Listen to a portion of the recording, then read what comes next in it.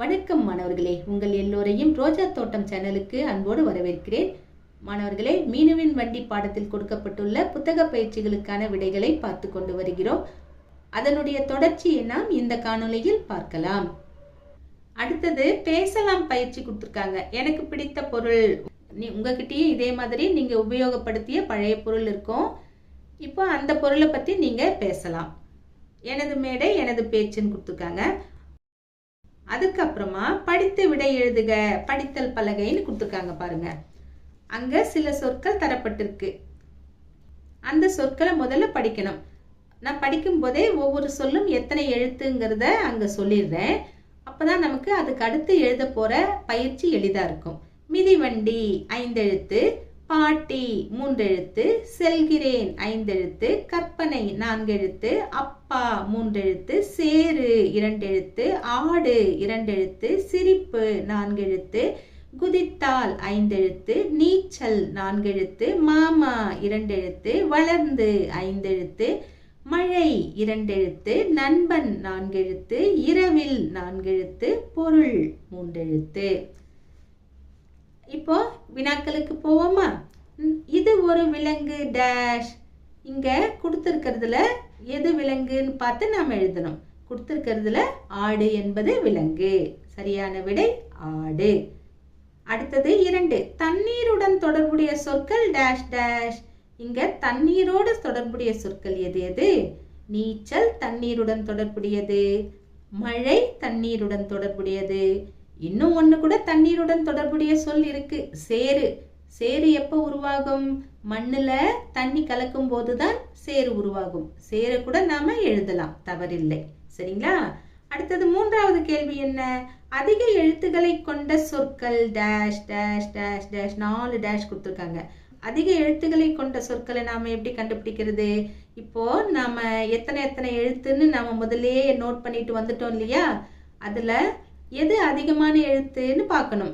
5 என்பதுதான் அதிகமான எழுத்து வந்திருக்கிற சொற்கள் இல்லையா?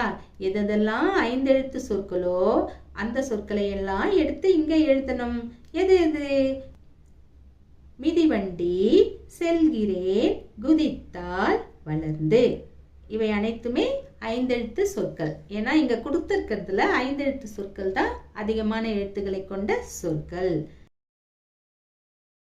அடுத்தது படித்தல் பலகையில் உள்ள பிடித்த சொல்லை கொண்டு தொடர் எழுதுக.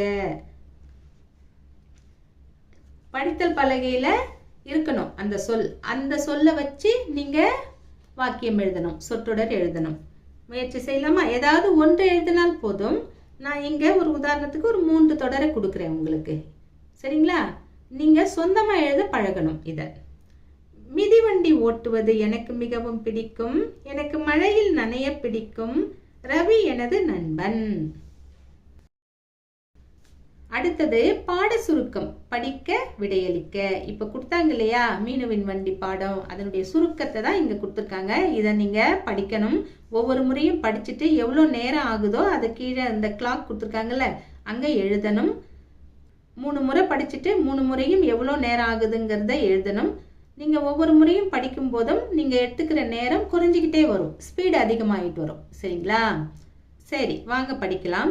அது ஒரு 3 சக்கர வண்டி. மீனு சிறு வயதில் ஓட்டினால், ஒரு நாள் வண்டியுடன் விழுந்தால், ஒரு நாள் மழை நீரில் கவிழ்ந்தால், நண்பருடன் வேகமாக ஓட்டினால், ஆட்டின் மேல் மோதினால், இப்போது மீனு வளர்ந்து விட்டால், புதிய மிதிவண்டி வாங்கினால், மகிழ்ந்தால், துள்ளி குதித்தால், அதை 3 சக்கர வண்டி பார்த்தது, பழையதை நினைத்து மகிழ்ந்தது, பழைய பொருள்கள் கடைக்கு சென்றது. அடுத்தது கீழே கேள்வி கேட்டிருக்காங்க பாருங்க. நினைத்து பார்த்து மகிழ்ந்தது எது? பிளாஷ்பேக்கை நினைச்சு எது சந்தோஷப்பட்டுச்சு? சரியான விடை 3 சக்கர வண்டி. அடுத்தது 2வது கேள்வி. 3 சக்கர வண்டி பழைய பொருள்கள் கடைக்கு சென்றது ஏன்? அது பழைய பொருளா போயிடுச்சு, அதனாலதான் பழைய பொருள்கள் கடைக்கு போச்சு. இதுதான் விடை. எப்படி எழுதலாம்?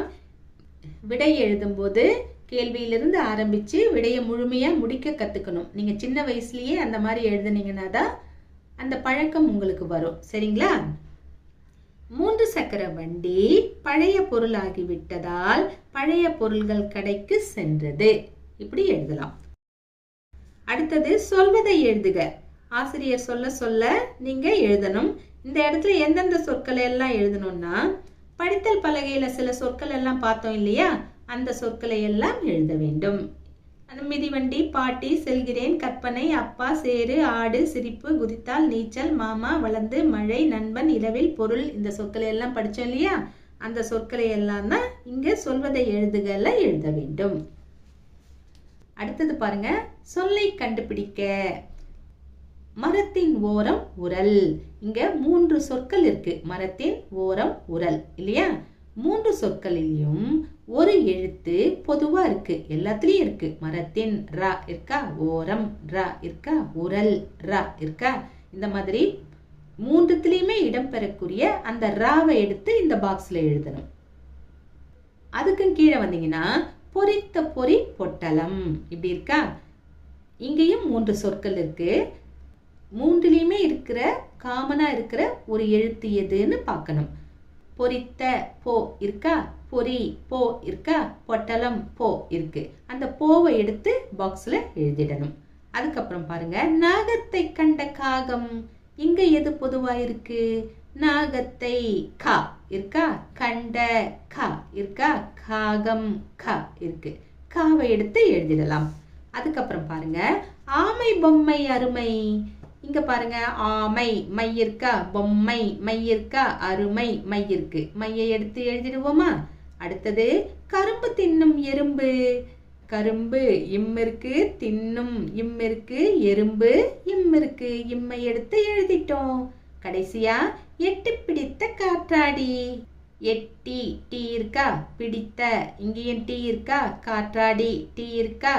இப்போ டீயை எடுத்து எழுதிட்டோம். நம்மளை என்ன செய்ய சொல்லியிருக்காங்கன்னா, எழுத்துக்களை முறைப்படுத்தினால் கிடைக்கும் சொல் டேஷ்.